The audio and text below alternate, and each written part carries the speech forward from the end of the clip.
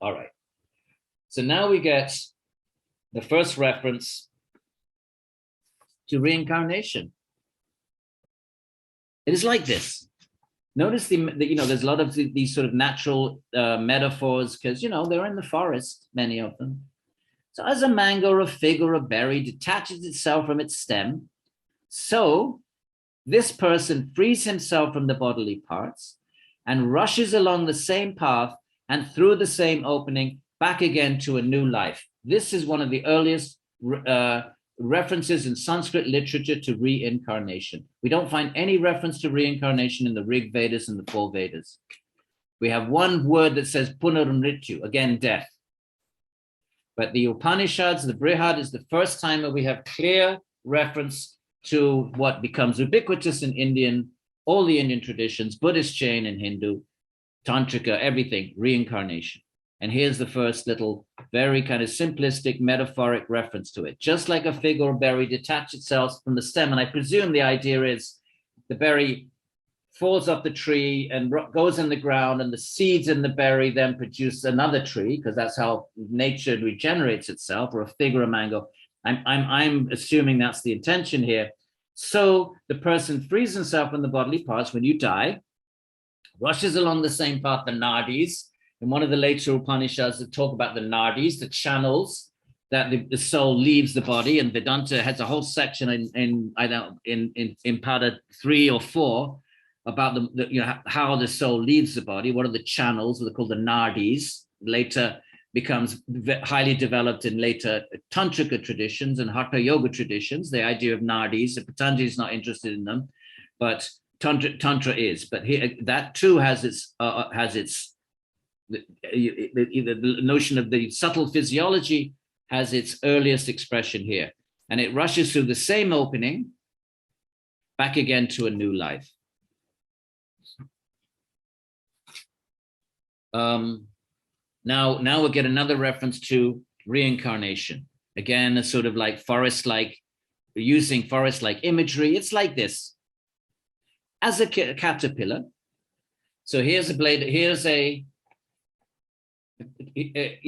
tip of his grass, and here's another piece of grass. So the caterpillar kind of rears itself up. It's got its back part on this piece of grass. It leans over to the next piece of grass and it pulls itself over.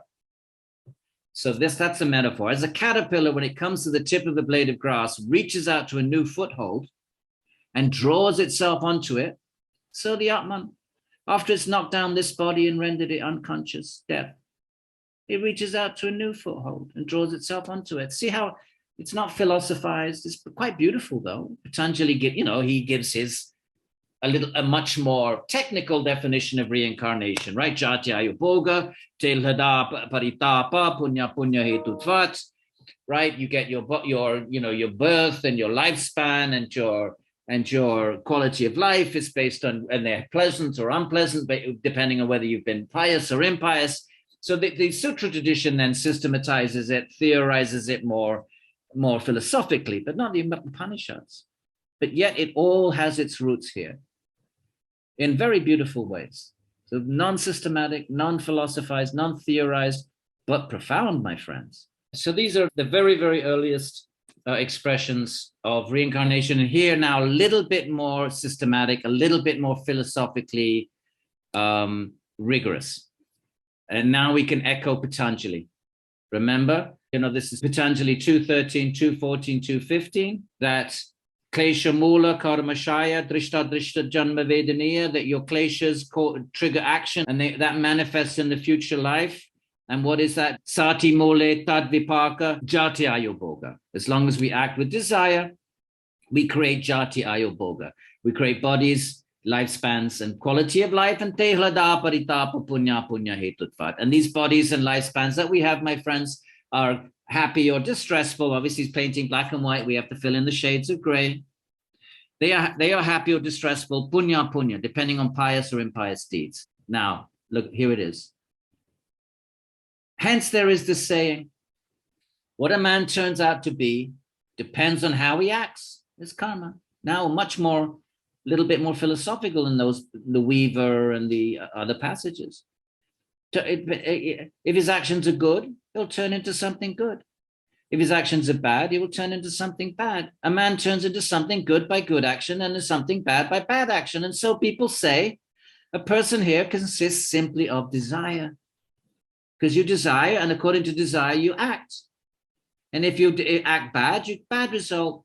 If you act good, good result. But both action is always predicated on desire. You don't act without an initial trigger to action. That's a desire. So therefore, a person consists, there's one way of thinking about it, it's everything is just desire. When you initiate an action, you initiate it for a reason. That's a desire. But listen, this is quite nice. A person here consists of desire.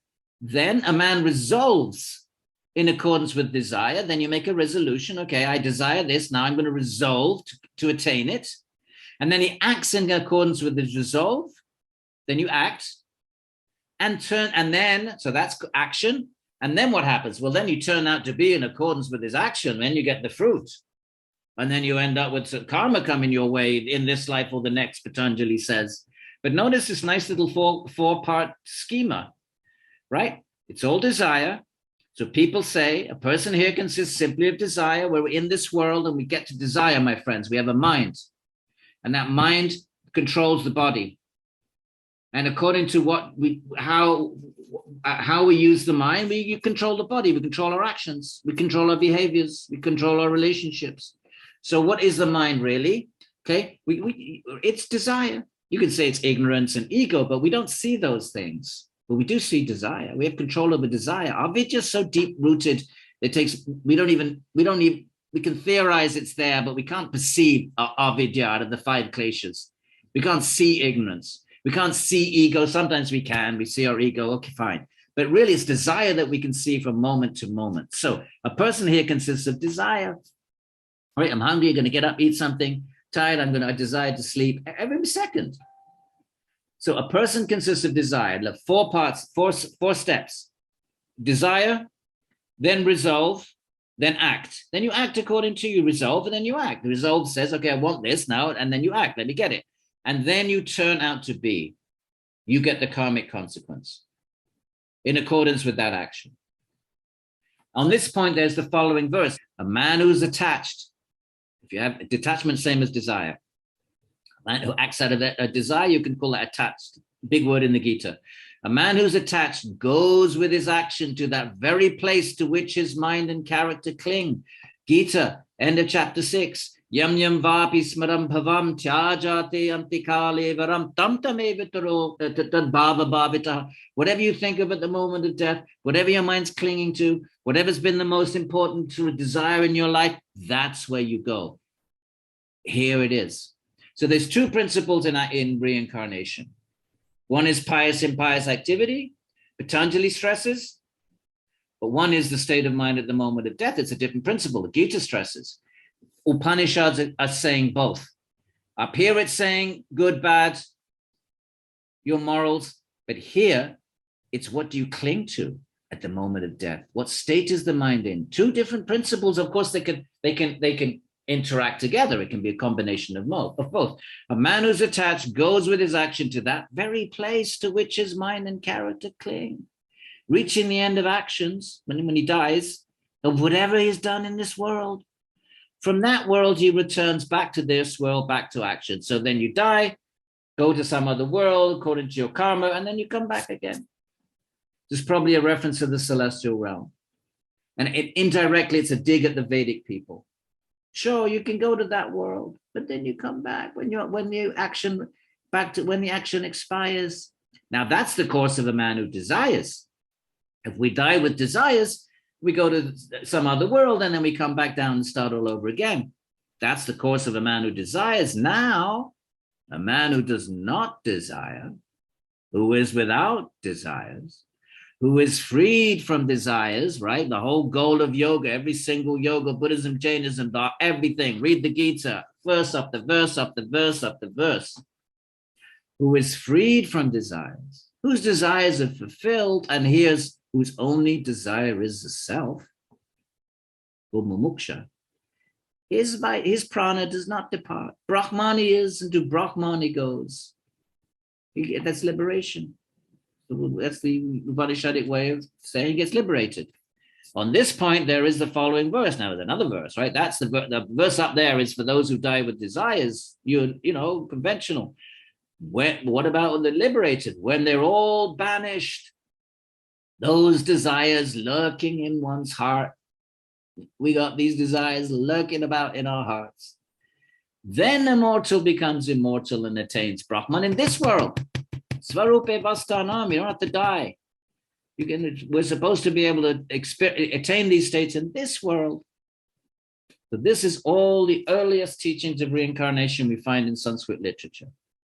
And on. It's like this.